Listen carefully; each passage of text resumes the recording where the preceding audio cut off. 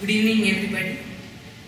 We begin today's program with a small invocation from Untitled Upanishad, and kids will be giving that prayer.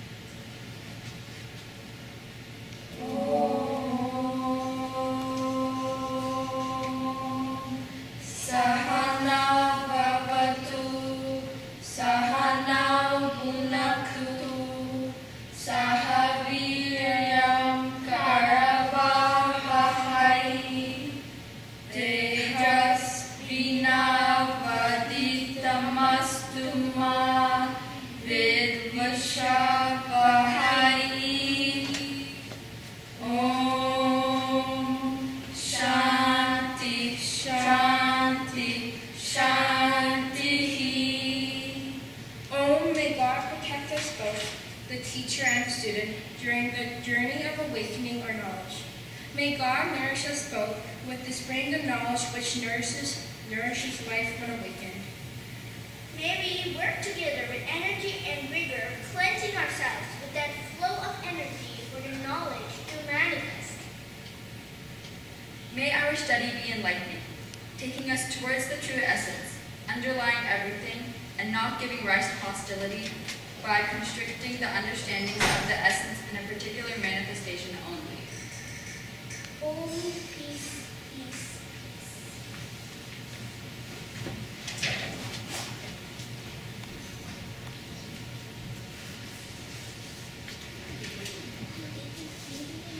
We'll just go over certain etiquettes. Please mute your cell phones or switch it off. Thank you very much. I appreciate that.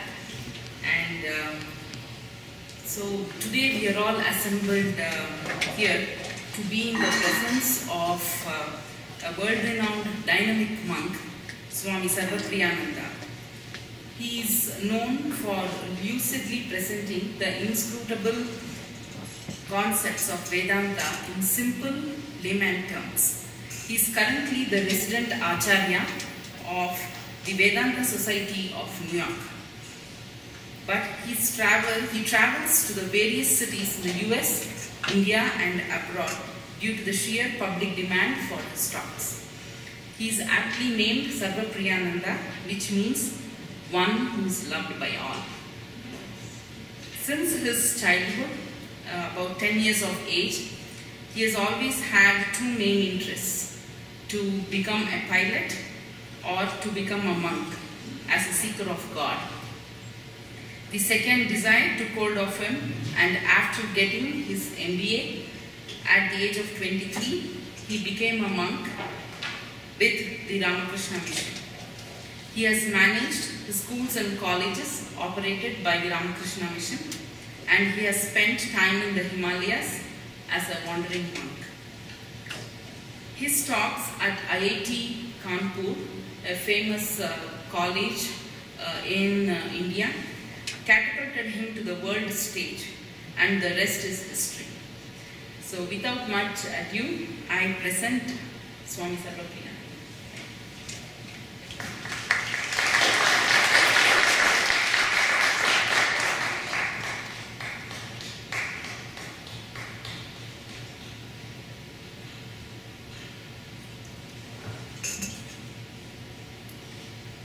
Om Asato Ma Satgamaya Tamaso Ma Jyotirgamaya Mrityurma Amritam Gamaya.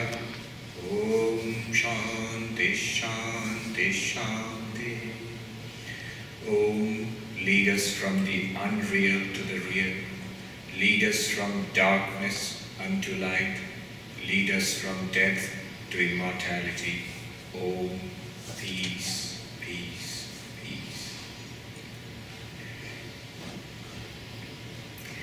Good evening, and thank you for welcoming me to Colorado. This is my first visit to the Mile High City. I didn't know what they were saying in the airport. And I asked them, what were they saying? Mile something? And I realized the city is over 1 mile above sea level.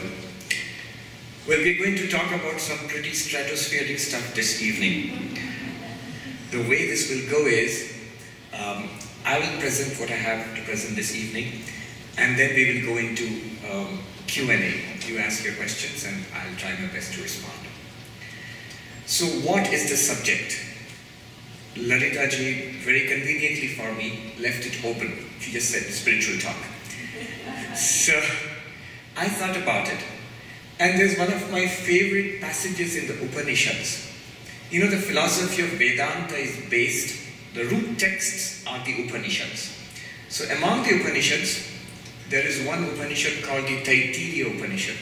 And in that Upanishad, in the 2nd chapter, you have the first paragraph. And that first paragraph is, maybe it's one of my most favorite texts of the entire Vedic literature. So I would like to share that with you this evening. And the subject is nothing less than what is the nature of the ultimate reality. In Vedanta it is called Brahman. Brahman literally means the vast. What is the nature of Brahman? In more familiar terms, we are actually looking for a definition of God. So this evening we are going to define, and we're actually trying to rationally, philosophically, logically, and experientially define what is meant by God, of course in the Vedantic tradition. You know, sometimes this is a problem. When you talk about religion, one day or the other, if you are a believer, if you are an atheist, if you are agnostic, the question always remains, what is it that you believe in or you do not believe in or you are not sure about? What exactly is that? And often when we have debates, you'll very soon see people on different sides of the debate, they're talking about entirely different things.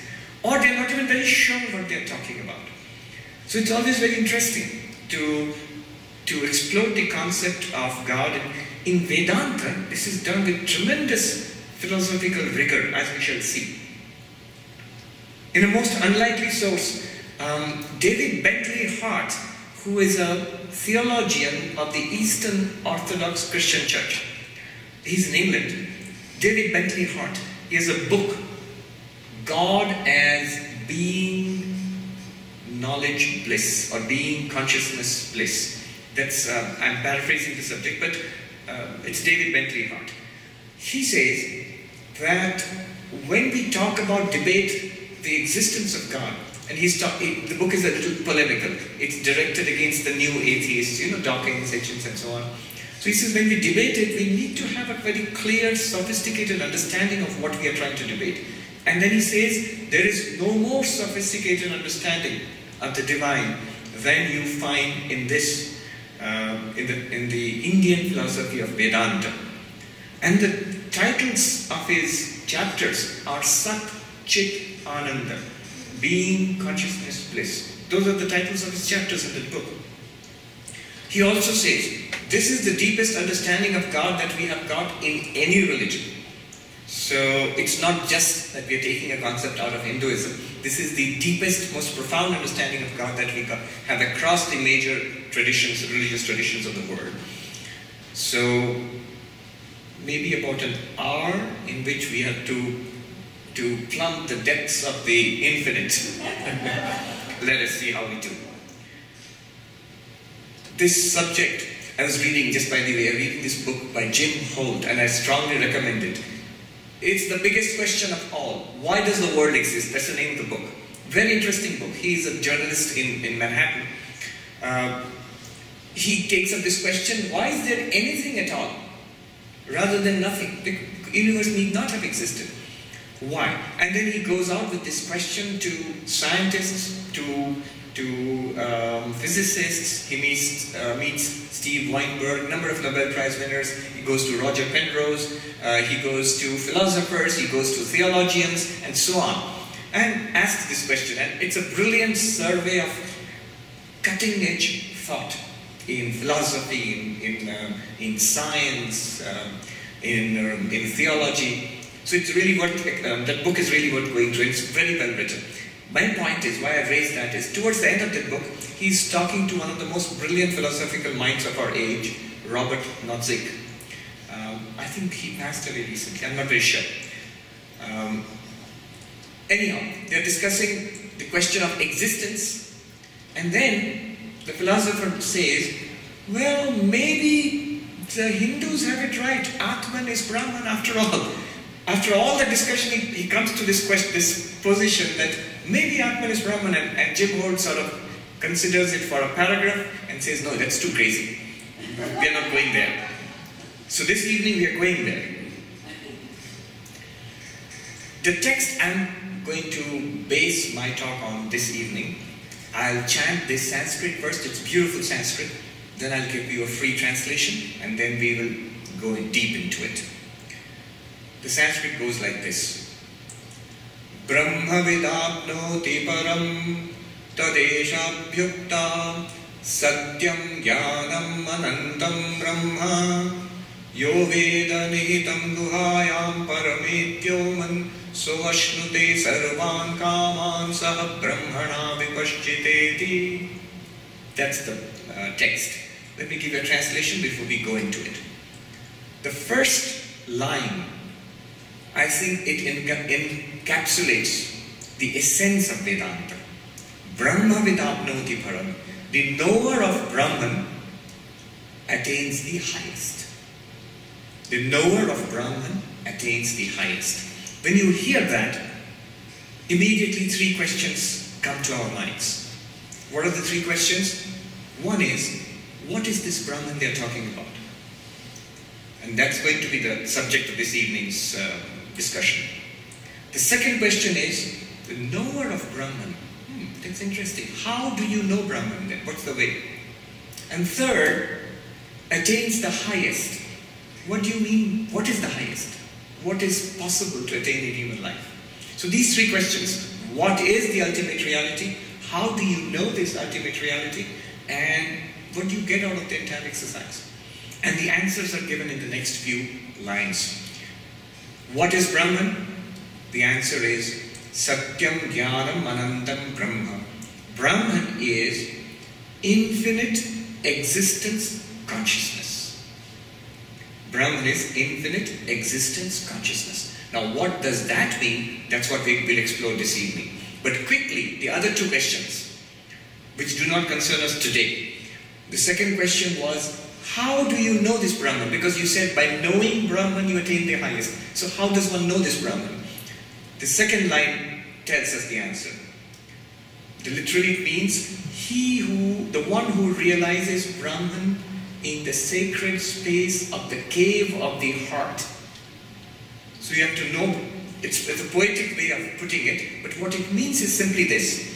You have to realize Brahman or know Brahman as I am Brahman, not that is Brahman, as I am Brahman, within oneself. If that is mysterious, come to tomorrow's talk. Tomorrow we'll talk about how we are going to know this Brahman. But first today, what is Brahman, the ultimate reality, and tomorrow how? But the third question, what do you gain out of all of this? The answer is, Soashnute sarvan kaman sa. You gain everything that there is to gain. Whatever one wants in life, that is achieved by knowing this. See, does that mean I want a good job and the latest car and the latest iPhone and a good school district for my kids and this and that, and so all of that I get by knowing the ultimate reality? No. I'm sorry, but no. Then what do they mean? What they mean is this. What we are trying to do in all our endeavors in life, be it in relationships, be it in personal life, in career, whatever, we are trying to achieve a lasting joy and peace. We are trying to overcome suffering. And that is the promise. You truly do achieve this lasting, profound joy and peace and happiness and overcome or transcend suffering if you realize yourself as this ultimate reality. That about sums it up. Actually, I'm done basically. Now, I'm going to pick out one strand of what I said and go deep into it. This evening's question is, what is God? Please define God. What are you talking about when you talk about God? Or more precisely, in the Vedantic tradition, the term which you use, Brahman, the ultimate, what is it? And this definition which we are going to talk about this evening, it's so profound and beautiful. I really fell in love with it when I first studied it. And in all my studies of the literature of the East and the West, I have not come across a better, more rational, more universal definition of the divine, of the ultimate reality. So that's what we're going to look at this evening. Before I go into it, let me tell you what we're going to embark upon now till the end of this talk, in say precisely about 40 minutes or so, is a series of densely packed arguments. So you have to walk with me. It can't be disconnected listening. You can't afford to tune out, you can't afford to miss a single one of these things which is going to come now. It's veritably like a mathematical proof. So proposition by proposition by proposition, building it up to a climax. So you have to really be together, keep it together. I'll tell you when it starts, I'll tell you when it's over. So you have to be with me. How not to listen? A Tibetan master, here, Tibetan teacher, he writes that when they started studying, their teacher told him how not to listen. A pot. He uses the example of a pot, a clay pot. When you keep your clay pot turned upside down, whatever you pour on it, that just slides up. It doesn't stay. Don't listen like that. I'm sitting here, nothing entered. Not like a clay pot turned upside down. One. Second, not like a dirty clay pot, because whatever you pour into it gets mixed with all the dirt that is in there. What do you mean by dirty clay pot? I am here to cut down what this guy says. I know what's right and this guy is wrong. Whatever the text he's talking about is wrong, so I'm here to cut it down. Don't enter with that kind of an attitude. Enter with the attitude, this is interesting, let me consider it, let me think it through. If I have questions, I'm going to ask it and clarify my doubts. That's it, an open mind. And so not like a dirty pot. And the third one is not like a leaky pot. I heard it, I listened, and then we're leaving the hall, and what did he say? I'm not quite sure. Should I have recorded it or something? Not like that. So how do I listen? Not like an upside down pot, not like a dirty pot, not like a leaky pot. Okay, with having said that, we'll go into it. The whole Vedantic process is composed of 3 steps. Listen, reflect, meditate. Shravana, Manana, Nididhyasana. Listen, absorb the information. At this stage, you should be able to, if you have completed the listening properly, you're expected to be able to say what the text said. Maybe not literally, although in the traditional schools they expected the students to memorize the text literally. So I can tell you what was said. That's the first stage. I need not agree with what was said, I need not understand it, but at least I can give a fair summary of what was said. Then you have done your job, the first stage is over. The second stage comes when you say, I know what you said, but I don't agree. Here are my questions. Here are my doubts. And then we thrash it out, we discuss it out. That's the second stage, the stage of reflection. At the end of the stage of reflection, the end comes when you can say, I know what you said, I know what the text said, and now I'm convinced by it, I get it. But I still don't think this is a full-blown realization. I don't feel particularly enlightened. I just feel I've learned a clever philosophy. So to make that understanding, deepen it into a full-blown realization, the stage of meditation, nididhyasana, is prescribed. So today we are going to do 2 of these. The first one, listen, and then in the Q&A session, the reflection on this. All right. Here we go. The text says, Brahman is infinite existence consciousness. Each one of these words has to be unpacked. I always, when I look at the definition, I always think of those zip files you have in computers, where you take a lot of information and pack it into a very small file. But to use it, you have to unpack it. You can't use it in that packed form. This definition is like that. It is packed. And as we shall see in the next 30 to 40 minutes, you have to unpack it. It really unpacks, unfolds into something tremendous. And there is a technique to it. How do you unpack it? how do you unzip this definition? What is the definition? Brahman is infinite existence, consciousness. So you start with the word Brahman, and literally the word Brahman simply means the vast. Etymologically, if you derive it from Sanskrit, it just means the vast. The vast what? A vast country, Colorado? It doesn't say. A vast hall, vast sky. No qualifying term, just vast. It just means the vast. The vast is exactly what it means by infinite. Remember the definition. Infinite existence, consciousness is Brahman. Infinite. Brahman is infinite. Now, in Sanskrit the word is Ananta. I'm using the English cognate infinite. Literally the word in Sanskrit means no limit. Ananta means no limit. Anta means a limit. Ananta, no limit. Infinite, basically. Now, Vedanta has a very precise understanding of what it means by the infinite. There are infinites in mathematics, for example. In fact, there are more than one infinite in mathematics. Different number systems are infinite. I think there was a mathematician, Cantor, who specialized in infinite. He went mad, actually. It's an occupational hazard. Yeah, you're warned. Now, what does Vedanta mean by the infinite? By Vedanta means not limited. Immediately that leads to the question, what do you mean by limit in Vedanta? Anta. There are three kinds of limits possible. Limited in space, limited in time, and something called limitation by object, which I will define. All three are defined.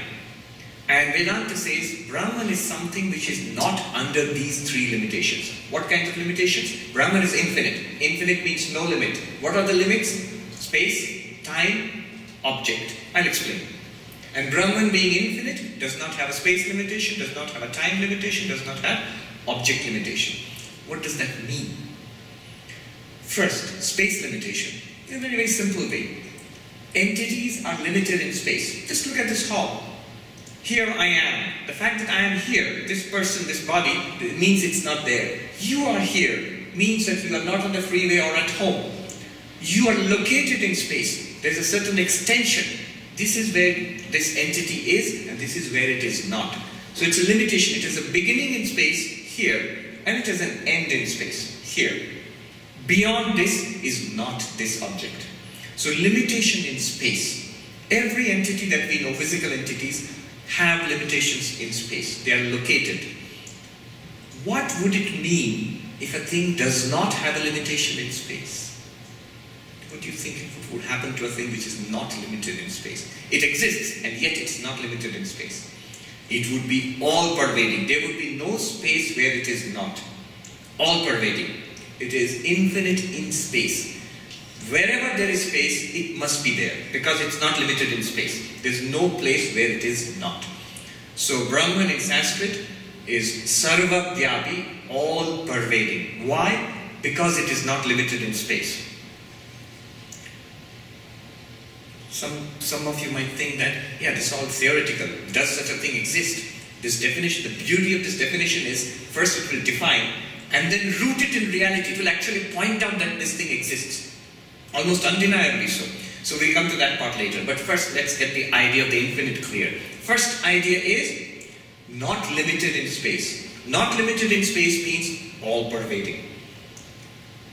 Second, the second kind of limit is limited in time. In Sanskrit, Desha, Kala, Vastu, Paricheda. Kala means time.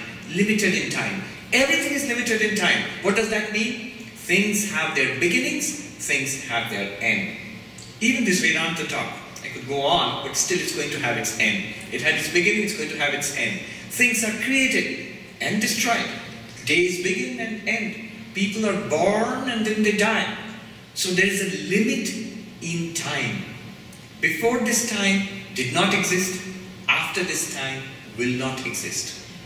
One Swami, a Vedanta teacher, humorously would say, you know, in graveyards, on gravestones, there is this, they will write so-and-so born in 1901 and passed away maybe 1990, and there will be a little hyphen in between, a dash.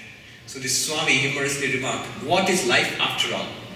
It's a dash from the womb to the tomb. But indicating thereby, we are limited in time. If you want to put that philosophically, we are cut off in time. Before this, I was not, and after this, I will not be. I was born at this point of time, and died at this point of time, so I'm cut off in time. This is called limitation in time. What would happen if something did not have a limitation in time? What do you think would happen? Limitation in time means birth and death, production and destruction, creation and dissolution.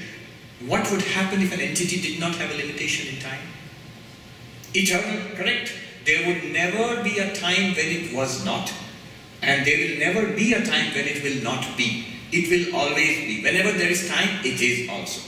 So it is never created, never destroyed. It always was, is, and will be. Suppose there is such an entity. Suppose. So we have got another aspect of Brahman now. In Sanskrit, Nityam, eternal. No time limitation.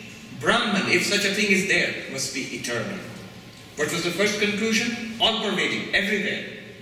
And eternal, second conclusion, all the time. Okay. Third kind of limitation is object limitation. This requires a little explanation. It's a simple concept, but a little strange way of looking at things. What is an object limitation? Limitation by object? It simply means each object is itself and nothing else. So this watch is a watch, but it is not a podium. And the podium is a podium, but it is not a microphone. The microphone is microphone, but it is not the Swami. So each object is itself and not anything else. In logic, they call it the law of identity. A is A, so it cannot be anything else. But that means an object, by the virtue of being itself, is not anything else. By virtue of being itself, it excludes everything else. So if this watch is a watch, it excludes everything else. It's not the Swami, it's not the table, it's not a quasar, it's not a quark, whatever. It's not a dolphin, it's just a watch. So it's limited to being itself and excludes the rest of the universe. So that's called an object limitation. It's limited to being itself and not anything else. Now if you relax that limitation, suppose there is something, some entity, which does not have an object limitation. What does it mean? What is an object limitation? The object is itself and different. All other objects are different from it. All other objects are different from this. If it does not have an object limitation, then what it would mean is, there is nothing in the universe different from it. Brahman has no object limitation. It means there is nothing in this universe different from Brahman. Or, this means there is no second entity in the universe apart from Brahman that bears repetition. There is no second entity in the universe apart from Brahman. Am I going too fast? Don't worry, I'll keep repeating. No second entity. If you translate, that means non-dual.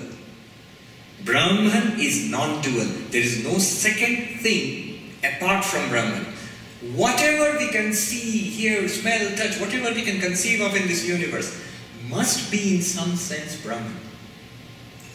We don't know it, we don't understand it, what this Brahman is, but it cannot be apart from Brahman, because Brahman has no object limitation. There is no object apart from Brahman. It's a new way of thinking, but if you wrap your mind around it, it's very interesting. So Brahman becomes non-dual, which means there is no second entity apart from Brahman. In Sanskrit, duality is Dvaitam, non-duality is Advaitam. So Brahman is Advaita, non-dual. Putting it all together now. Remember, what were we doing? We are unpacking the term infinite. In Sanskrit, no limitation. What are the limitations? Space, time, object. No limitation in space means all-pervading. No limitation in time means eternal. And no limitation by an object means non-dual. So this Brahman, being infinite, must be all-pervading, eternal, and non-dual. Okay, this sounds to be very profound, philosophical, but if you translate it into our common sense terms, it's shocking. If Brahman, that ultimate reality which Vedanta speaks of, which in more general terms is God, the ultimate reality which Vedanta speaks of, if it is really infinite, if it is all-pervading, eternal and non-dual, you know what it means? If you ask the question, where is Brahman? The answer will be everywhere. And if it is everywhere, is it here? What do you think? It should be here. When is Brahman? That might sound like a strange question. But you know, often we think of God in heaven. Why can't we see God now? Oh, because God is in heaven. Different place, different time. After death you see God. That's a general, like a dualistic religion, you hear that. But Brahman being eternal is all present everywhere. Must be present now also. And if it's present here, it must be present here and now. Right now, at this time, 6:45, in this auditorium, Brahman must be present right here and right now. It gets worse or better from my point of view. The next conclusion was, the next implication of infinite was, Brahman is non-dual. Nothing in the universe is apart from it. Everything in the universe must be in some sense Brahman, because Brahman is non-dual, if it really exists. That means not only is it everywhere, not only is it all the time, it is here and now, and every object here and now must be in some sense Brahman. Not only that, you, I, must be in some sense Brahman, because Brahman is non-dual. We must be one with Brahman in some way. These are the rather shocking conclusions of that one little word, infinite. Brahman being infinite, these are the implications. That ultimate reality is always available to us, all the time available to us, and in fact available to us as ourselves, our own reality. At this point, you may ask this question. All this sounds very theoretical, very philosophical. Also note one thing. Note the impersonality of this whole exercise. Here, not the question of being a Hindu or a Christian or a believer, non-believer, doesn't come in at all. We're just talking about reason and logic. And very soon we'll be talking about something within our experience. So at no point, or is it sectarian or is it some kind of belief system? It's very impersonal. It's an interesting feature. Alright, now the question is, okay, if Brahman is here and now and it's myself and everybody else, why don't I know it? Why don't I realize it? Why don't I in some sense sense it? Let's say, where is it? It should be available to us now, because your definition says it's always available, all the time, and as myself. Now the other two terms which are lurking in the background. Remember the definition. Brahman is infinite, existence, consciousness. Satyam, Jnanam, Anantam, Brahma. Now we have understood the term infinite. Two more terms remain. Existence, consciousness. What does it mean? It helps us to locate, to root Brahman in our experience, here and now. That's what gives this definition its beauty and power. Existence. Take it in a very simple, commonsensical, non-philosophical way. Let's take the first word, Satyam. Satyam literally means the real, that which is, exists. Now if I ask you, in a commonsensical way, what is real here? What do you find real? They have said Brahman is Satyam, Brahman is the real. So what is real here? If you make an inventory, you will say, well, the stage is real, and the people are real, and the space is real, and the light is real, sound and sight and all these are real. These are things which exist. Alright? Then by definition, these should be Brahman. Let's investigate. You take something like this, podium. This is real, Satyam. It's real. Is it Brahman? According to definition, the real should be Brahman. But bring in the other term which we analyzed just now, infinite, and apply it to this podium. Is it free of the three limitations, space, time, and object? Is it all-pervading? Is it an infinite podium? No, it's just this. It's here limited in space. Is it an eternal podium? Never created, never destroyed, existing all the time? No. I'm sure it was made by some very nice carpenter at some time. And one day, unfortunately, the podium is also going to get destroyed. It's limited. It's going to end, come to an end. It's limited in space, it's limited in time. And is it infinite as regard for object-wise? Is the universe one with the podium? I don't think so. Everything here is different from the podium. The stage is different from the podium. The mics are different. Everything is different from the podium. The podium is just a podium. Is it one with the universe? No. One with everything? No. That's a very mystical way of speaking about a podium. It's just a little podium. A Buddhist monk, Lama Suryadas, he wrote this book, tongue-in-cheek. You know when you go to a pizza shop in Manhattan, if you want really big pizza with all the toppings, what do you say? Make me one with everything. Basically, that's the project in Vedanta, to make you one with everything. And in Tibetan Buddhism also. And the funniest thing was, I saw on the internet a journalist trying out this joke with His Holiness the Dalai Lama. He said to the Dalai Lama, Your Holiness, can you make me one with everything? He was joking. But it did not translate well into Tibetan. And the Dalai Lama looked really puzzled and he said, well, it's theoretically possible. And then the journalist burst out laughing and he said, I knew it wouldn't work. But let's now see, if this is real, it must be in some sense Brahman, and yet it is not infinite. How can it be Brahman? So our question boils down here, follow this carefully, question boils down here to what is real and infinite. And Vedanta says, you have to look closely at all those things you consider real and look for something infinite here. By infinite, we also know what is meant. No space limitation, no time limitation, no object limitation. And Vedanta says, now look at all the things just in this room and tell me what there is. Here we have to go into a little bit into the philosophy of language. You say podium, and Vedanta says podium is. Podium is, it exists.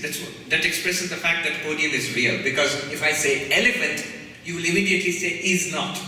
Because there is no elephant here. Podium, you will say is. A dolphin is not. So podium is. The lamp is, right?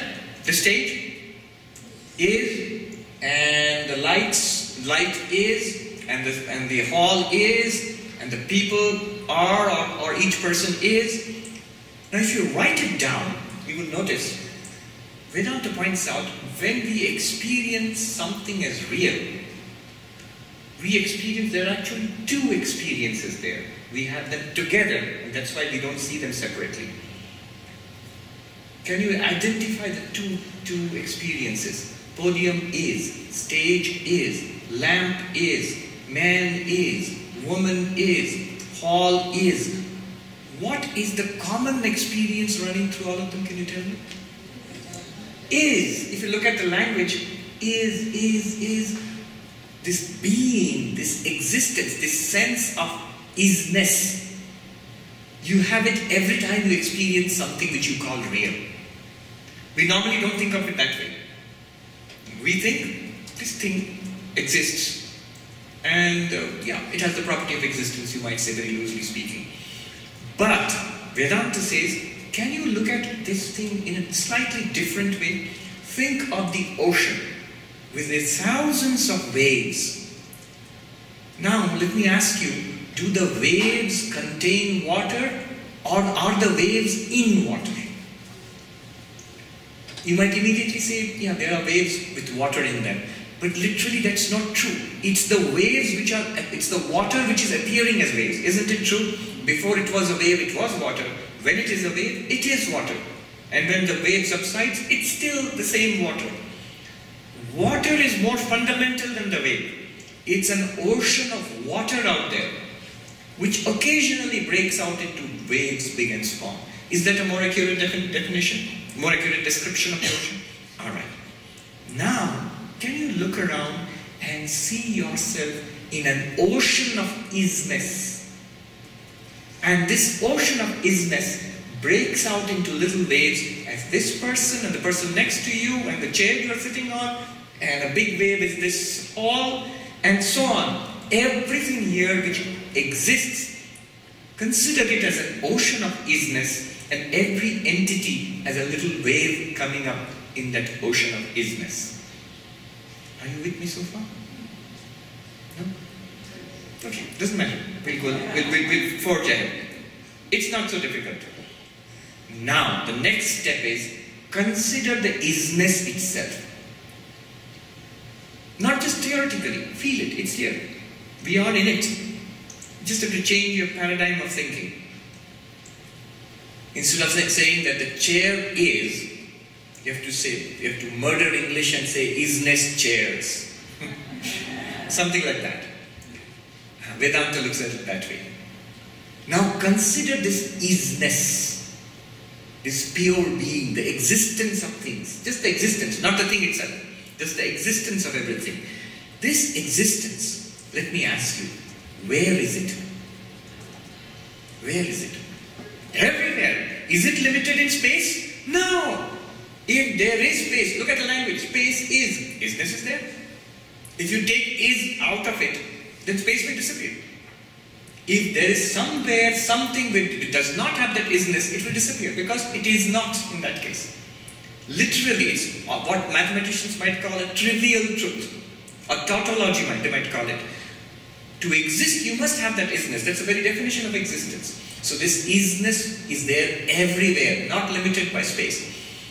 Is it limited by time? Is it created or destroyed? You will notice, no. Things are born and things are destroyed. You say, this podium, at one time, you might say, before its creation, the podium, you have to say, is not, or it was not existing. But the wood was. You would have said, wood is. And now you convert it into a podium and you say, podium is.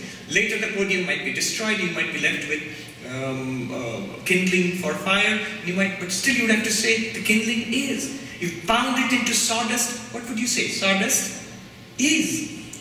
The name changes, the form changes, the utility changes. Isness does not change. It could be the same ocean example, just think about it. The water could be in the form of a tsunami wave, it could be in the form of bubbles or surf, or just placid water. But water is, in whatever the form, in the same way, isness is not limited by time. Isness, existence, is not created. It is not destroyed. Things come up and are destroyed in isness. I'm actually translating Adi Shankaracharya's very philosophical Sanskrit into the closest English that I can get. If you are interested in the source of this kind of thinking, you have to go to the Bhagavad Gita, chapter 2, 16th verse, Shankara's commentary. I'm just translating into English. Isness is common to all things at all time. Because without it, things would not exist. Isness. Now finally, one more question, the most startling of them all. This isness, does it have an object limitation? Think about what's an object limitation. Things are apart from it. This watch has an object limitation. This is a watch, and all other things in this hall and in the universe are different from this watch. Can there be anything different from isness? Follow this question carefully. Pure being, isness. Can there be anything different from isness? Because if it's different from isness, apart from isness, what does it become? Is not. It will disappear. Everything that exists cannot be, by definition, different from isness. And now you have found something, that this isness, which is all-pervading, which is eternal, and which is non-dual. Nothing in this universe is different from isness. Where is this isness? All around you. You have actually found Brahman all around you. It's in the form of things. This is called the network of Maya. Names and forms. Chair, table, man, woman, alive, dead. These are names and forms. But that which gives them being, that is Brahman, present right here in front of us. You can't get away from it. If you could get away from it, you would disappear. So it is right here. That is this isness. Here a little bit of little complicated philosophy of language. This is called in Sanskrit Lakshyartha. In the closest English translation would be implied meaning. The direct meaning of Satyam, real, are real things. But real, the direct meaning you cannot take, because the real things are not infinite. They are limited in time, space and object. So you have to take an implied meaning. What is the implied meaning? Something which is there right here. You have to look a little deeper into it. So when the definition says real, infinite existence, you don't have to take existing things, but you have to take existence itself. This taking existence itself, the implied meaning, or in Sanskrit Lakshyartha, the Sanskrit word for this implied meaning of real is Sat. Satyam is the word, the implied meaning is Sat. Sat means pure being, isness. Pure being. One more step remains before we bring it all together. We're doing good times when we have time. The second word was consciousness or knowledge. Satyam Jnanam Anantam Brahma. The infinite existence, consciousness, is Brahman. So Jnanam is a word which means consciousness. Let's translate it as consciousness. Infinite consciousness. Now, consciousness is Brahman. And here the thing gets interesting. What is meant by consciousness? Again, it is something that is intimately available to us all the time. It's not theory. It's not meant to be a metaphysical speculation. It's a direct pointing to the heart of reality within us. A little aside here before I get back into the definition. Right now, we are in the midst of a boom in consciousness studies.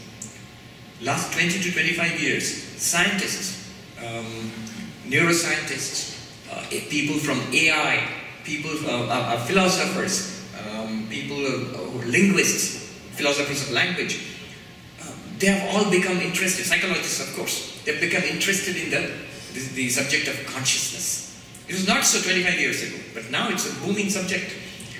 And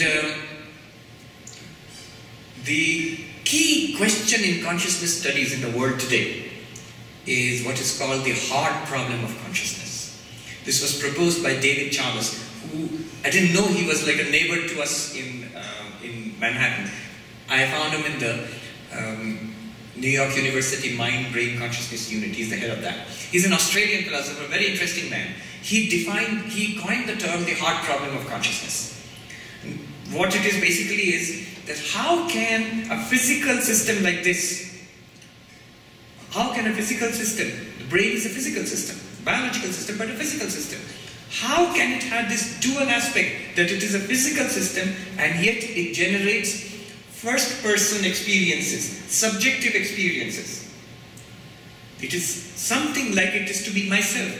I have an experience of seeing, hearing, smelling, touching, pain, pleasure, thinking, remembering, forgetting. These are all conscious experiences, and we all have that. In fact, if you think about it, all our lives are nothing but conscious experiences. Our lives are consciousness. Yet, how can a physical system have this inner dimension? No other physical system in the world has this, except brains and nervous systems. Now, the reductive model is that somehow the brain and the nervous system generates consciousness. That's the mainstream thinking. But there are huge problems with that. And that's what David Chalmers has pointed out. So the opinion is divided right now. But I'm glad at least it's divided. Earlier, there was no question about it. Nobody even thought about it. Now, I was in a conversation with Deepak Chopra recently, a couple of weeks back. And before the talk, he was saying, the hard problem of consciousness. You know, Swami, there's no hard problem of consciousness. Advaita explains it, right? I said, you're right, but don't put it that way. If you put it that way, that's not helpful. Right now, we have somebody in this modern world, David Chalmers, and more who are coming under that umbrella, who are actually saying that it's impossible to explain consciousness through just the study of the brain. You cannot explain consciousness through the study of matter alone. And he's gone so far as to advocate a position called panpsychism, which means just like, you can Google that, that's the advantage of living today, that you can Google anything. Panpsychism, which means just as time, space, matter and energy are fundamental realities of this universe, maybe we will have to admit that consciousness is also a fundamental reality of the universe. It's not something produced as an epiphenomenon through the biological activity of the brain. It works through the brain, nervous system, but it's a fundamental reality in itself. Remember, who's proposing this? That's what I pointed out to Deepak Chopra. If I said it or you said it, people will dismiss it. Yeah, they're going to say it anyway because they are religious nuts or whatever. But here is a person who is an atheist. He said, I'm an atheist.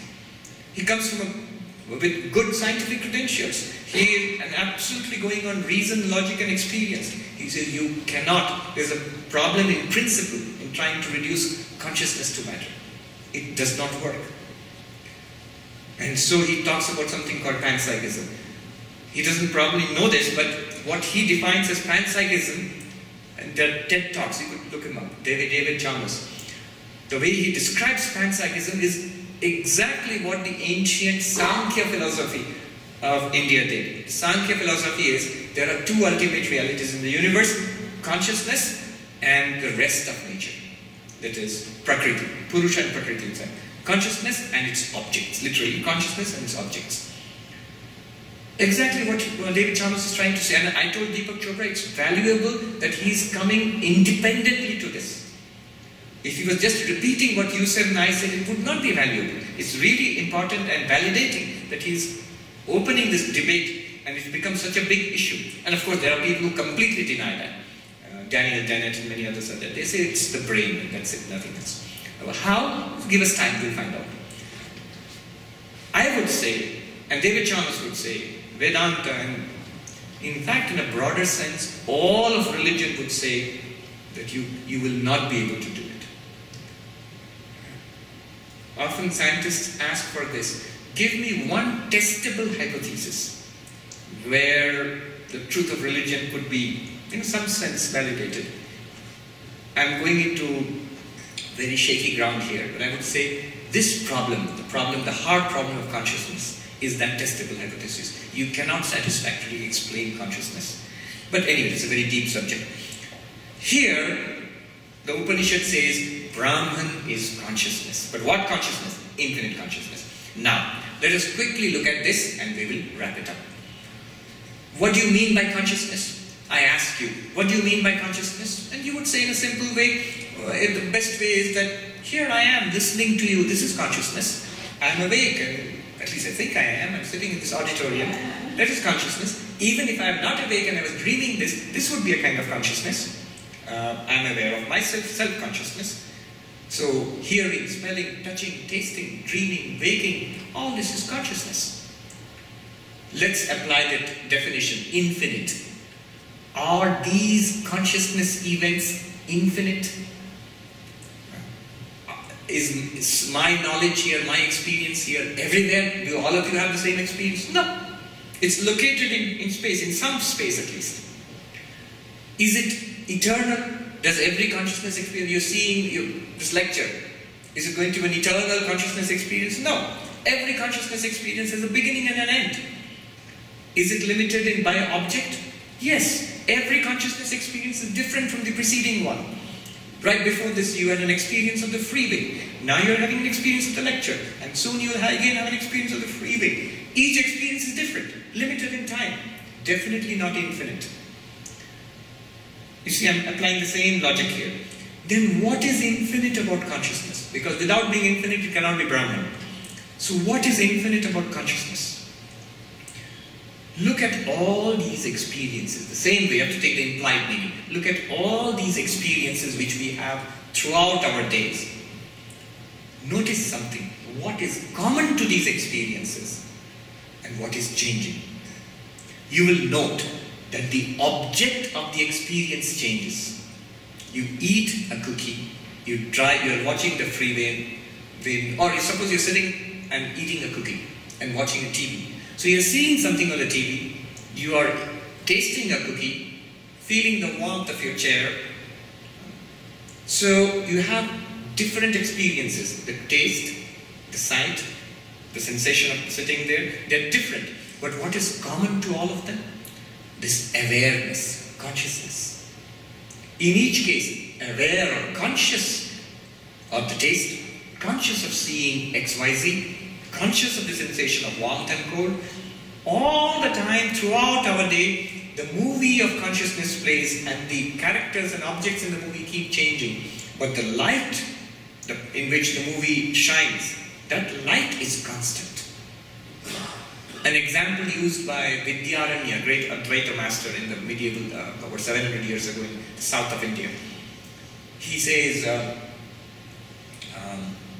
Natakadipa, he says, the lamp on a stage, this is very good, this is exactly what he's talking about. Here's a lamp burning on the stage. You have a rock concert here, that goes away, the lamp illumines the rock concert, it goes away, lamp illumines a blank stage. Then you have a theatrical performance here, the lamp illumines what is there, and the performance is over, the lamp illumines the blank stage. Then you have a lecture here, the lamp illumines the lecture, we all go away, the lamp illumines the blank stage. The lamp is constant. The contents, the objects which are illumined by the lamp, they come and go. Can you think of your own consciousness like that lamp? And the contents, sight, sound, smell, touch, taste, thoughts, perceptions, memories, desires, pleasure and pain, these are like the characters who come and go on the stage. But the lamp of awareness is constant. That lamp of awareness, that consciousness is common to all conscious experience. You can't actually speak of my consciousness and your consciousness. You know why? Because my and your, the difference is in the contents. In the light itself, there's no difference. In the neutral consciousness, in the impersonal consciousness, there's no difference. Vedanta insists it's one light in all of us. It's one consciousness, illumining different minds. Vedanta differentiates between the mind and its contents and consciousness on the other hand. When the mind is active, it's like a stage with its contents. The consciousness illumines all of that. When the mind goes to sleep, consciousness still shines, but there's nothing to illumine. And when you wake up, you say, I was asleep. According to Vedanta, even in deep sleep, there is consciousness. There was a debate on consciousness in one of our institutes in Calcutta. And they were philosophers, they were neuroscientists. One of the Indian, so they couldn't come to a common idea about consciousness. So one Sankhyan philosopher, who was an American, Professor Larson, he asked the neuroscientist who was from England, Doctor, tell me, according to neuroscience, is there consciousness in deep sleep? And the doctor said, look, we have an operational definition of consciousness, so in deep sleep we say there is no consciousness. And the Sankhyan philosopher said, here is the difference. According to Sankhya or Indian philosophy, in deep sleep there is only consciousness. You see, it's a subjective way of looking at it. In deep sleep there is nothing for consciousness to be aware of. Hence it seems to be a blankness. So consciousness is common to all, not limited by space, not limited by time. All the time there is consciousness. Even in deep sleep or coma. The way Vedanta would explain deep sleep and coma is, you are aware of nothing. I put it this way, it's not an absence of awareness, Rather, it's the awareness of absence. That's what deep sleep is. So that's what Vedanta would say. Consciousness is not limited by time also. And consciousness is not limited by its objects. Consciousness, all the objects which we experience in consciousness, without consciousness, they are not there. They cannot be experienced. They have no experienceability apart from awareness. We'll deal with this in the Q&A if you have questions. Quick, now before I run out of time, let me put it all together. What have we got? The question was, can you define this ultimate reality? Answer is, here is a definition for your consideration. The ultimate reality in Vedanta, it's called Brahman, literally means the vast. What is it? Please define it. Satyam Jnanam Anantam Brahma. Infinite existence consciousness is Brahman.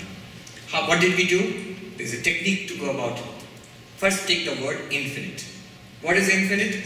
No limits. What are the limits? Space, time, object.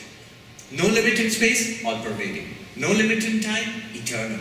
No limit in object, non-dual. So Brahman is non-dual, all-pervading, eternal. Does such a thing exist at all, or is just speculation? Look into your experience. Brahman is the real, and Brahman is awareness.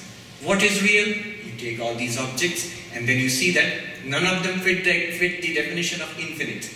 So you have to see deeper, implied meaning, not the direct meaning. Yeah, valuable biologist. I would like to know that only God can create a cell which can be modified by even Nobel laureates by manipulating or modifying into a object of consciousness. That a cell has, I don't know, only human beings have brain and then we have consciousness. So I would like to relate to that. Well, I'll just take up the first thing you said, that your biotechnology is so living cells are created, as you said, by God or whatever, and then we can work on it and modify it in some way. I was recently in this discussion in Manhattan. It's called a philosophy cafe, and I was attracted by the title, The 5 Great Unanswered Questions in Philosophy Today. If you look up Oxford University Press website, they have got those 5 questions there. You might be wondering, what are those 5 questions? Out of the 5 questions, I was startled to notice that 4 deal with consciousness.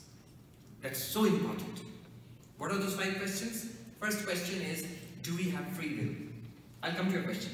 Do we have free will? The second question is, can we know anything at all? The question of knowledge and skepticism.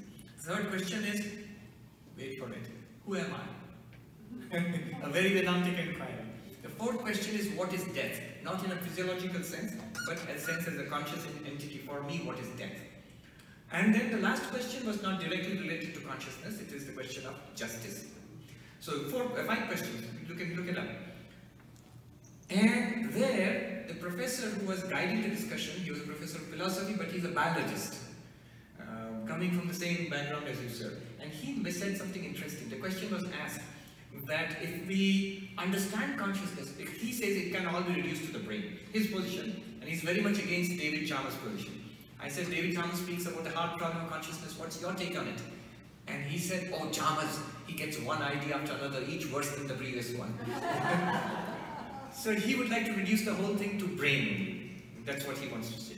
So someone asked him the question, if one day, you say everything can be reduced to the brain and consciousness is nothing but the brain. So if one day we can understand consciousness in this way and we can create an artificial brain, would it be conscious? So can you create consciousness? His answer was very interesting. He said, just because we understand something thoroughly does not mean we can actually recreate it. And he gave an example from biology which I did not know. He said, forget consciousness. Let's take a simple thing like photosynthesis.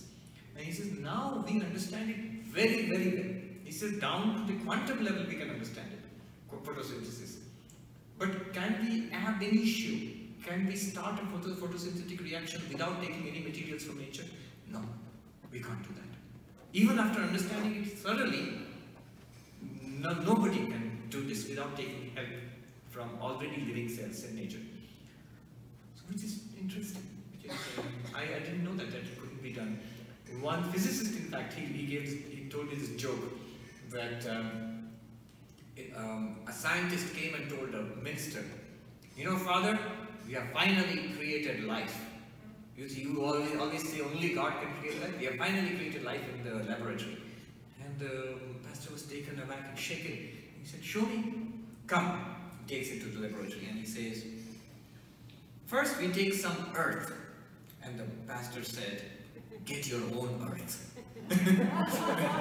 That was created by God. In that sense. First of all, I would not agree that only we have consciousness. Even modern materialistic scientific approach is that higher animals have consciousness of some sort. And going all the way, Jagadish Bose and all, they talked about plants having consciousness, all the way down to living cells having consciousness. Let alone consciousness, life, as reading a statement of a very well-known biologist, he said, it's a mystery, life still remains a mystery. When I start with a living being, and I go down from the organism to the organ level, to the tissue level, to the cellular level, to the subcellular level, to the organic molecular level, at one point I see life has escaped my grasp. And when I build it up again, from subcellular to cellular, suddenly I see life has appeared again where it did. At what point it is happening? So consciousness, according to even modern science, is present in more entities than just us, in other living beings also present. And Vedanta regards consciousness as fundamental. Like David Thomas is saying, panpsychism, Vedanta goes a step forward and says, consciousness is fundamental. I'm very interested, a very interesting thing, in these debates on consciousness studies, there's one group who are what you might call thoroughgoing materialists. So they will say consciousness does not exist. You'll be surprised, what do you mean consciousness does not exist? Are these fellows zombies? Are they not conscious? I know I'm conscious, I presumably you are conscious. What do they mean? They'll say, no, consciousness is an illusion. It's not real. It's only brain is real. So, for them, consciousness is unreal. And for Vedanta, the question asked in Vedanta is not whether consciousness is real or not. In Vedanta, the question is asked is whether the universe is real or not. Because Vedanta holds Brahma Satyam Jagat Mithya. Consciousness alone is real. Its contents are appearances. They appear in consciousness. You would say, what leads you to this startling conclusion? Very simple. To attest to the reality of something, you must be in some way able to experience it. Either you must be seeing it, or you must be able to catch it with your instrument, or you must be able to get it with your mathematical equations, whatever. It must become an object. Or you must be like J.K. Rowling thinking about Harry Potter, an object of your speculative fictional imagination. But in some sense, it must enter your awareness, or somebody's awareness somewhere. Otherwise, you cannot speak of it. So the universe, anything in this universe, is first experienced in some sense. You need not see it. It could just speculate about it. It could just be a result of an equation. But it must enter consciousness somewhere. Without consciousness, you have no right to speak of the object.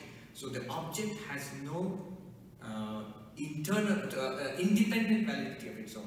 From the Vedantic perspective, it's a very subjective perspective. Unless it is experienced, how can you speak about it? So they raise a valid question about the very existence of the universe. Whereas materialistic approach raises a question, now is raising a question about the very existence of consciousness. I throw in my lot with the Vedantist, not because I am a Vedantist, but because, to me, consciousness is prior to experience.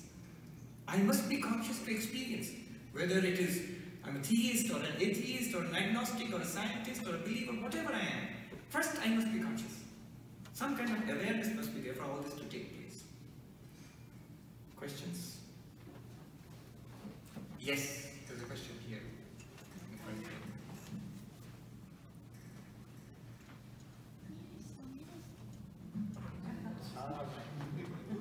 That's her area. Thank you. Thank you, Swamiji, for a brilliant lecture. So, could we summarize it as this way, that you exist means you are existence itself? at its core. Yeah, and that you can then take your identity as the fundamental reality or the appearance within that fundamental reality. Thank you for pointing it out. You might say, yeah, this is all very airy speculation, but where does it lead to? Its application. Remember what was promised, attainment of lasting joy and peace and overcoming suffering. Think about it.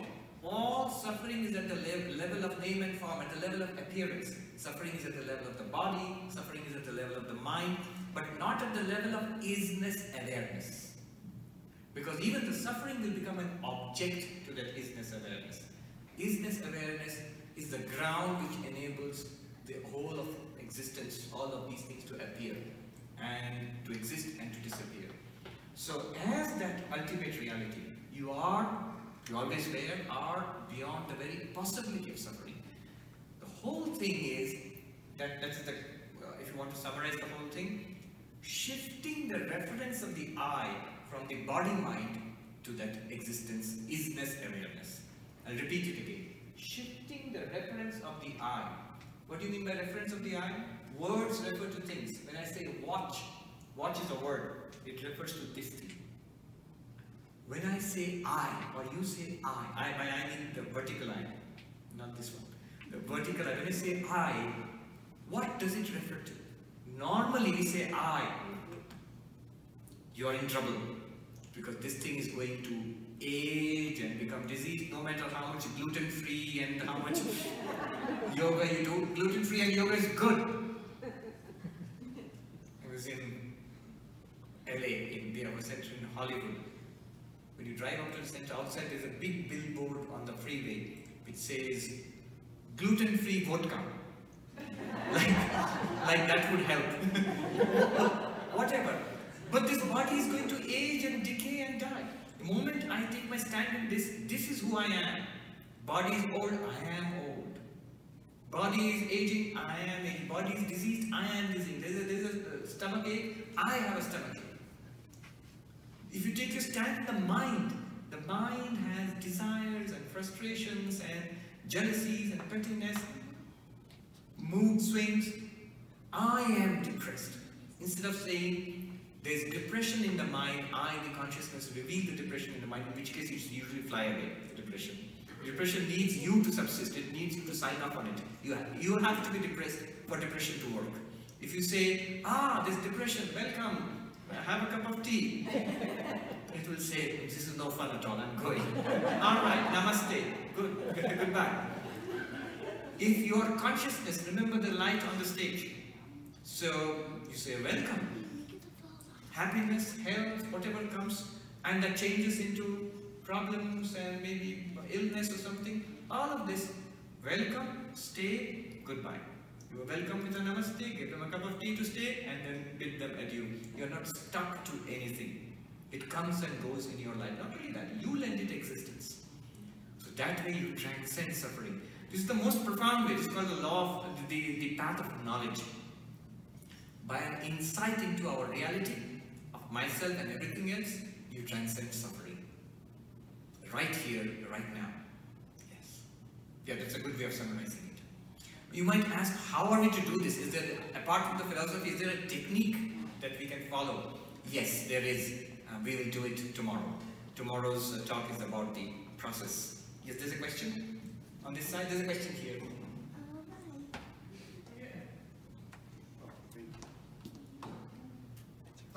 So to understand, you're suggesting that consciousness is sort of possibly a fundamental element in the universe. At least a fundamental element, if you go by the Advaita point of view. There are many points of view. Right.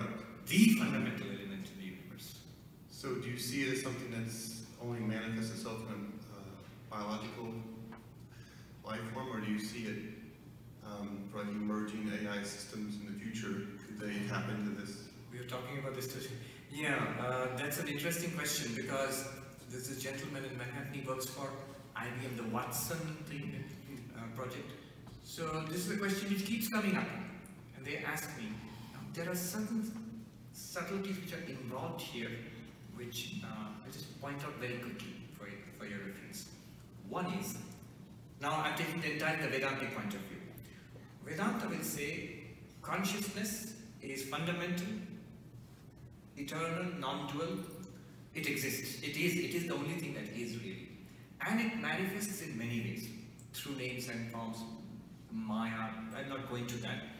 But basically these are all manifestations. Now to function, you see, making a difference between consciousness in itself and functions of seeing, hearing, smelling, touching, desiring, thinking, understanding, remembering. For that it requires an instrument. For example, electricity is there, but to shine it requires a bulb. To amplify sound it requires this. So consciousness also manifests in particular forms through which it can see, hear, smell, touch and all that. Now what is that form? The fundamental form which is required for consciousness to become, let's say, active, practical, dynamic or empirical, let's say, is the mind. The mind is one of the first evolutes or appearances in consciousness. An example is given, light, and if I keep a pot here with water, the light will be reflected in the water. So the mind is like the water, the pot is like the body.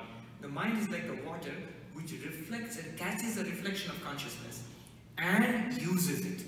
First, that consciousness illumines the mind and you are aware of your own thoughts. Then you are aware of the body-mind, and then you are aware of the world outside. All of which ultimately is based on consciousness.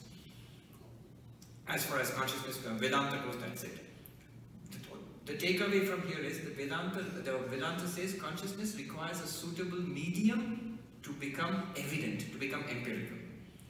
Now, when you ask such a question to Vedanta, the Vedantic reply will be, if you can provide the medium, consciousness will manifest there and you would call it a conscious entity. Now the whole crux of the problem is what we talk about as AI platforms. Can they provide a medium for consciousness to manifest in the way Vedanta speaks about it? The question becomes, what is this medium? And Vedanta speaks about subtle matter. Again, not speculation. If you look at it in two ways, there are two kinds of matter Vedanta speaks about. Gross or physical matter and subtle matter. What is gross matter? This, which you can see, hear, smell, touch, this. What is subtle matter? That which is accessible only to you and to me, only first person in our own minds.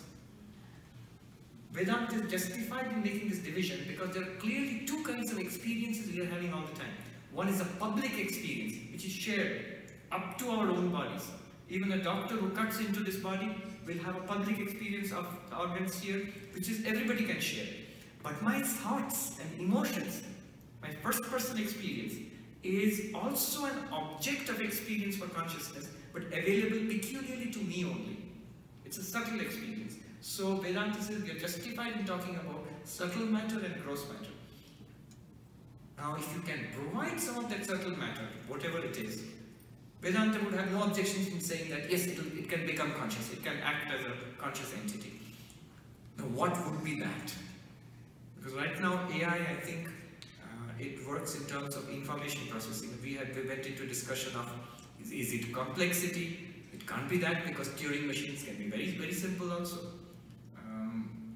So it's not complexity, it's something else which enables something to become conscious, which is very different from intelligence. Intelligence is a function of the mind.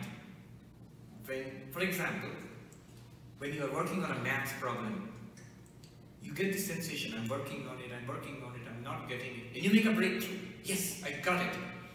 Both of these are objects to your awareness. That awareness is consciousness. And this phase of changes, working on it, can't get it, got it, these are all activities of the intellect. AI can do that without the first person experience with it. I give the example of the Google car in California. You are driving and the Google car is also driving along. And maybe better, they claim it drives better than you. But from the outside you see they behave similarly. They take similar decisions and they work. But inside there's a difference. You're continuously having a conscious experience of the road, of the sounds, of the feel of the wheel in your hands, of your own existence. An inner first-person experience which even the most ambitious Google engineer will not claim that the Google car has that. It can perform. It has algorithms, it can take decisions, but no understanding of consciousness from a Vedantic perspective. That again boils down to the hard problem of consciousness which David Chalmers is speaking about. You can devise a machine which will do almost exactly what we are doing, and yet have none of the inner feelings which we have, inner experiences which we have. In fact, that's why even now, cognitive scientists are even raising the question of what does consciousness do? Because almost everything in this biological entity can be probably done without consciousness. All right. Yes, there's a question there. Please tell us your name and ask the question. Hi, my name is Steve, and in talking about consciousness and AI, my question is really simple. That's, do you have words to say about?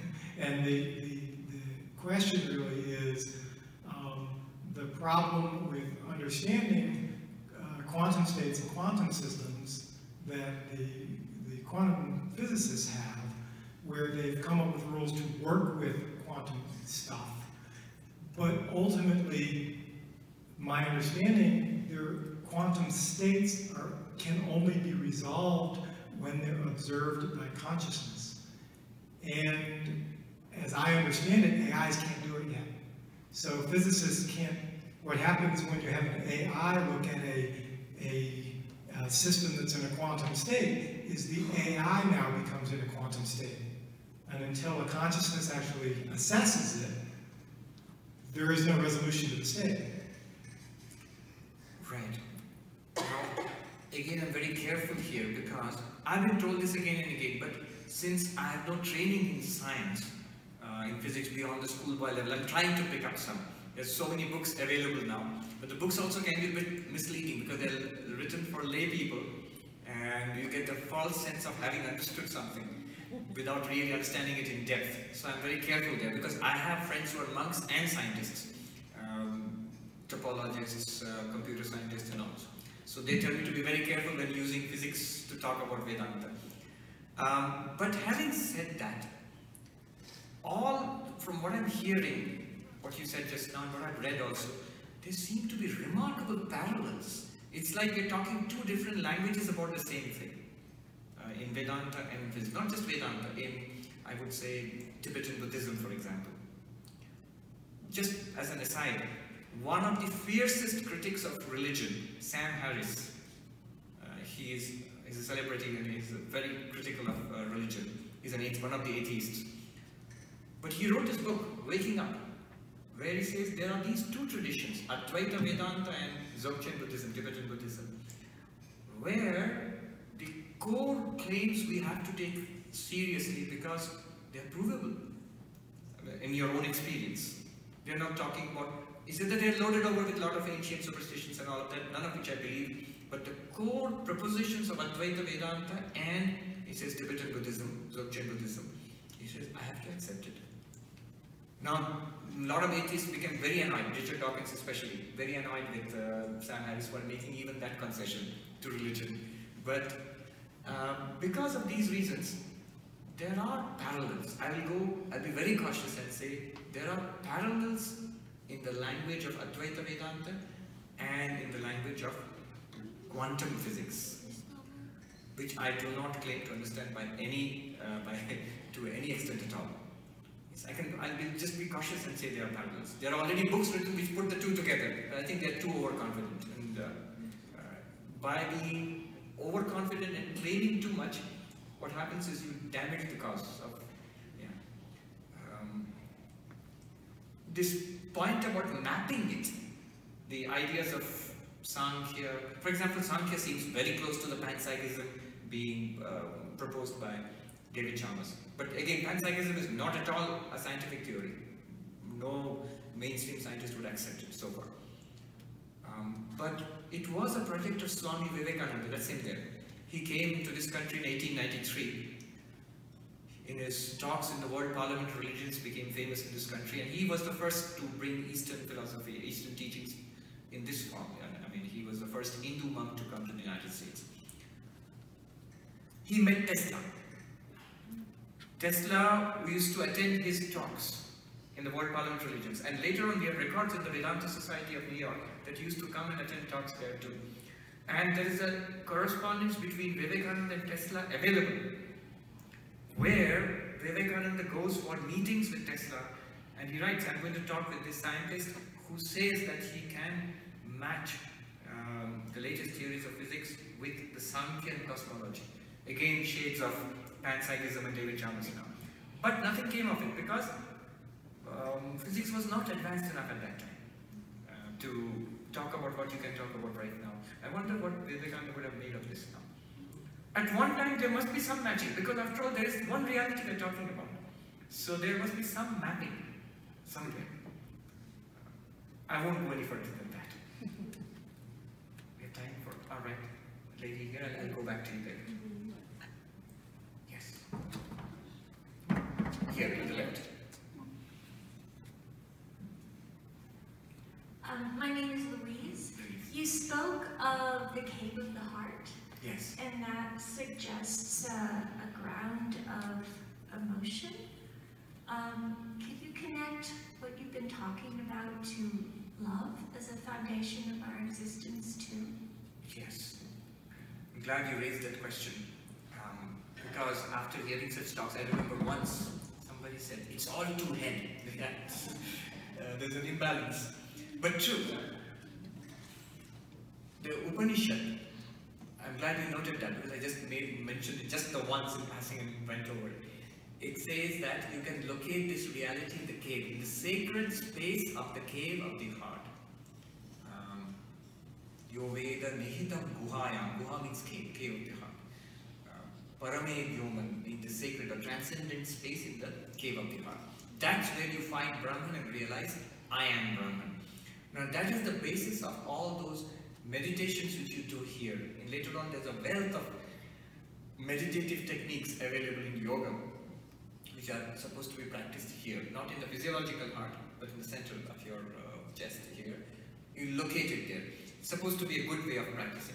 Notice how in most cultures when we refer to ourselves, we don't say I, we say I, right? We point here.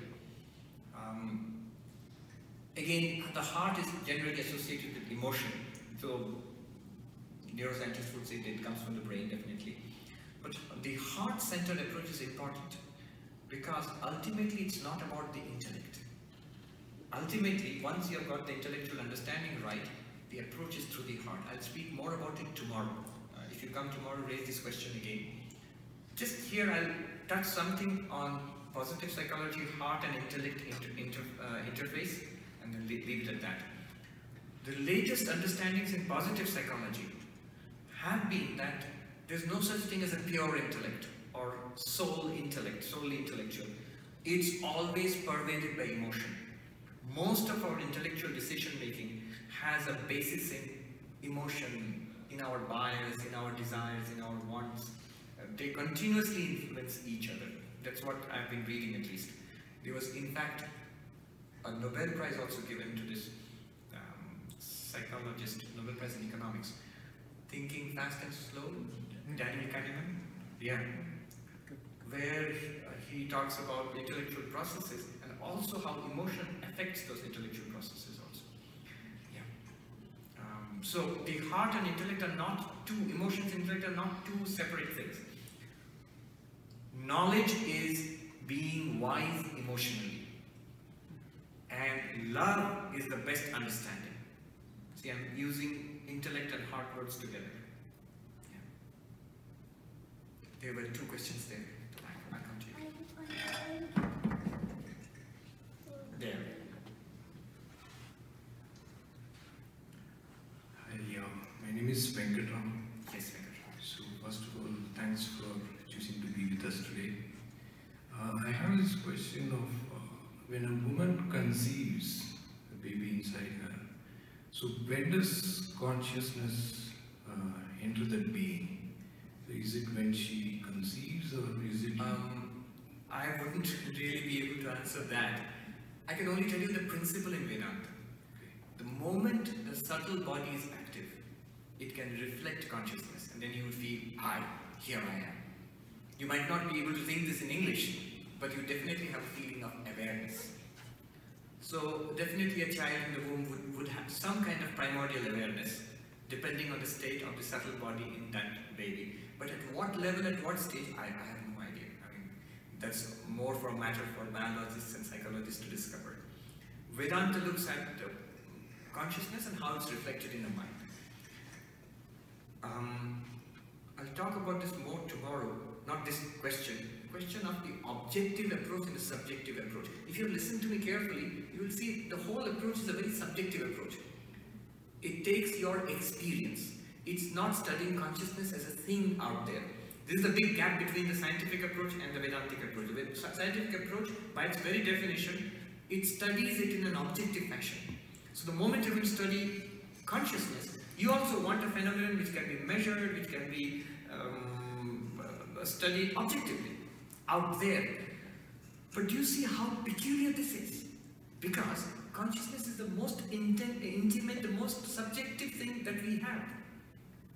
Why would you want to make it an objective thing and study it? When data is directly available to you, why would you want to circle around and get data in another way? Because that's just the way science functions. And it's becoming a huge hurdle. If you try, we'll see tomorrow why. Someone like Daniel Dennett or something, someone might go out and actually deny the existence of consciousness. Why do you have such a big problem with it? Just because of this objectifying tendency. We'll see tomorrow. And how that's a big hurdle in understanding what consciousness is. Okay, I'll just leave it at that. Thank you. Yes. Wait, the person next. My name is Mohan, and going back to the fundamental thing. Yeah.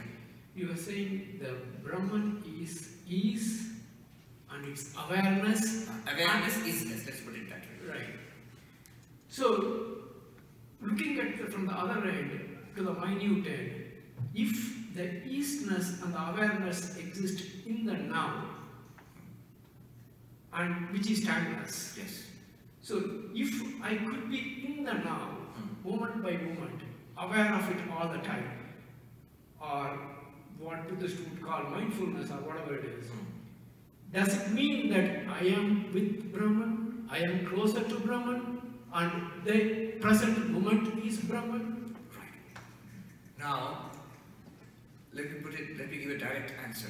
What Vedanta would say right here is, there is no closer to Brahman, there is no with Brahman, you are Brahman. It's like a wave in the ocean. Says, now I understand what you said about water, that I am water, all my friends are water, water is the eternal reality and all of that.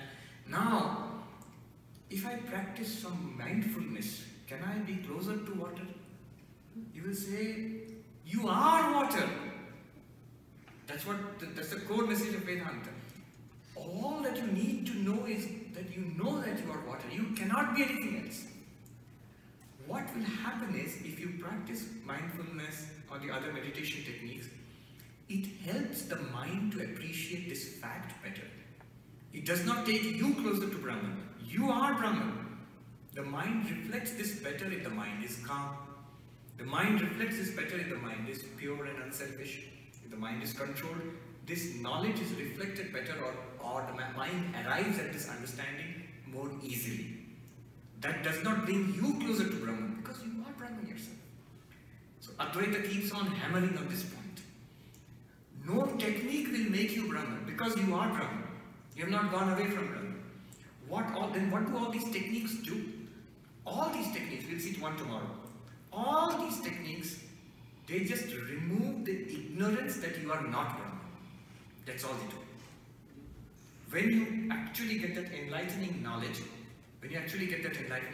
what you feel is that I always was Brahman. I am Brahman, I always was Brahman, and I always will be Brahman. It's not that after getting this knowledge I have become Brahman. This is what you will feel. But techniques are useful. And being in the now, for example, the present moment awareness, that's also very useful. We tend to slip off. I think someone who joked, we tend to keep slipping on a banana peel, like those comedy movies. We slip off into the future, slip back into the past. So, Eckhart told the power of now. He speaks about it, how if you meet there. But it will only point out what you are timelessly. All right, the gentleman here, in the front row. And we are almost out of time. We'll take a couple of more questions quickly, and then we'll end up here. This gentleman here, the lady there. Because the main constant is time here, and it's coming very close to our volunteers' bedtime. Yes. My name is Jagdish. If all that is pure existence, and you used only logic and neutral concepts, constructs to drive the point, right? Then where is the objection of atheism? I mean, in other words, what I'm trying to get is how can atheists attain the enlightenment or moksha or whatever you call it? What is that one single basic difference that separates atheism from theism? Right. If you look at atheism and theism, the question becomes different, because there the question of theism means belief in a God. So a personal God. Here it's a very impersonal reality.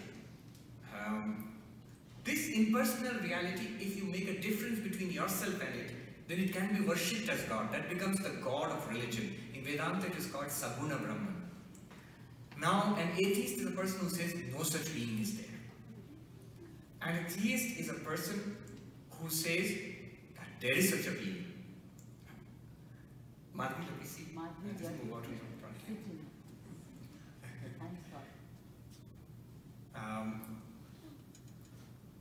Now this God of religion, to a certain extent, depends on faith. And so the atheist can say, no, I don't believe in such a thing. And the theist will say, no, I believe in God. But this absolute existence, isness consciousness, this is not so much of a question of faith as a question of seeing differently. It's a change in your paradigm. Because it just takes this experience you have and makes you see it differently. It's a question of seeing the ocean as waves and seeing the ocean as water, basically. It's a new way of looking at this. And that seeing is we contend it's a better way, correct way of seeing, and it frees you from all the troubles of the other way of seeing. But to answer your question directly, no, the atheist should have really no objection to this. Not only that, often Advaitins have been accused of being atheists. Yes, non-dualists have been accused of being, by the staunch, say the dualists, the Madhva or the Vaishnavas, they have accused Shankaracharya, for example, has been accused of not exactly being atheist, but being a Buddhist. Prachanna Buddha, a hidden Buddhist, a crypto-Buddhist. So they have asked, you non-dualists, do you believe in religion at all? You talk about isness, awareness, satyam, jnanam, anantam, brahma. Do you go to temples? Do you offer flowers? Do you take a bath in the holy rivers? Do you do anything Hindu at all? And then, the whole thing about two levels of truth has to come. Shankara says, ultimately it is this isness awareness. But it is manifested in this world, as a world, as living beings, and as the God of religion. And all the activities in the world, we follow the laws of the land, we follow the rules of religion, we follow the rules of etiquette and common sense. Certainly, why not? Right? Just because all the ornaments are of gold doesn't prevent me from putting a bracelet here and a necklace here and an earring here. I know where each one goes, even though I know all of them are the same gold. In the same way, when I know everything is Brahman and I am that Brahman, still the day-to-day activities can go on. So Advaita is not against a conventional religion, but it surpasses conventional. It goes to a place where conventional religion dare not go. You and God are one. Actually, spiritual people in every religion have had this intuition. Meister Eckhart, the great medieval theologian, saint, mystic in the Catholic Church. He says his writings are very non-dualistic. You see, the ground of my soul and the ground of God are one and the same. You see, ground of my soul, awareness. Ground of God, that same pure awareness. They are one and the same. It's exactly the same thing as saying Tattvamasi, that thou art. Last question. So it's actually Swami, two questions, but very quickly. My name is Aditi. So one is a bit of a science-based question. I was wondering if you could tell me what your thoughts are on how dualism applies to the multiverse hypothesis, like multiple universes. Right. I won't go there because that relates to quantum. Okay. I think the Copenhagen interpretation or something like that. I'm not very sure. There are multiple interpretations of quantum mechanics, and one of them talks about multiverses and so on. So my knowledge is limited to the Metropolitan Museum and the what is that? The planetarium there, and Neil deGrasse Tyson explaining the multiverse. That's it. But if you don't know the mathematics underlying it, no scientist will take any answer I give seriously. Okay. So I'm not going there. So no, I didn't want a specific answer, but the fact. Okay, so let's say that you said the body, our consciousness is limited by our bodies. It is sort of reflected and used by our bodies, but consciousness is underneath everything. Yes. So I would say if I were to think on my own, in some ways, it is okay to think on those lines that even though there's one body, there could be multiple bodies. I suppose so. Yeah. I suppose so. Yes. The different layers of existence, maybe. Yeah. Different layers of existence, certainly. We'll talk about that tomorrow. I see. The 5 layers of the human personality, 5 levels: the physical, and the vital, and the mental, and the intellectual, and beyond that, the bliss sheet. 5 layers of the human personality, right now, right here. Okay. All right, very good. The other one was the simpler question, but she talked about love and how love is the premise ultimately. Some would say that, yeah, if you don't have, I mean, love is the best understanding, as you said. So when the body is over, when the body is decayed and gone, is it possible for the feelings of love to sustain? Yes, because the feelings are from the subtle body. If you ask a physiologist or a brain scientist to detect love in the body, at the most, you'll be able to find some neuronal firings corresponding to your feelings of love, your reported feelings of love. But the feelings of love which you experience are in what Vedanta would call your subtle body. And that does not die. That carries on after death. Only thing is, these feelings come and go like all other feelings. But that subtle body is the source of all these feelings. Yes. So our thoughts, emotions, they leave traces in our mind, our subtle body, which goes from birth to birth until we get enlightenment. That's a good point to end. The how to, it's all very great, but how do you do that? Some answer will be there tomorrow. So do come back. I'll end with a peace chant. Om Shanti Shanti Shanti Hari Om Tat Sat Shri Ramakrishna. Thank you so much. Thank you for your patience.